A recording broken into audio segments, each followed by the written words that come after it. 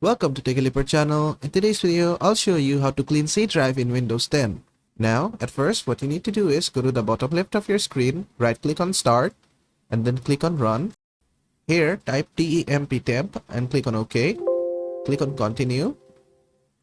From here, select all the files and folders. Then just Shift-Delete everything. Check Do This for all current items and click on Skip. Then just close this window.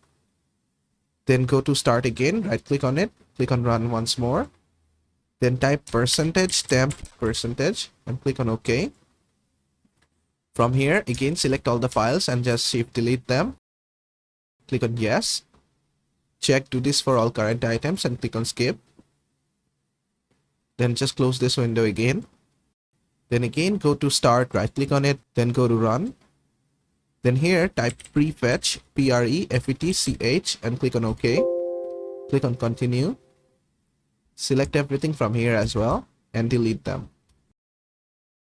Check Do This for all current items and click on Skip.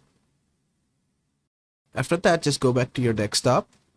Now right-click on your recycle bin. Click on Empty Recycle Bin. Click on Yes. Then again go to your search. Type clean. And disk cleanup should come up as best match. Just open up disk cleanup. Select your system drive, which will be C drive in your case. In my case, it is E. Click on OK. Then from here, just make sure everything is selected. And then click on Cleanup System Files. Click on OK.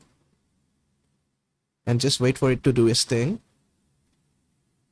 Click on OK again. Click on Delete Files. Then just wait, it will delete all the unnecessary files. And that is how to clean C drive in Windows 10. I hope this video was helpful. If it was, please give it a thumbs up and don't forget to subscribe.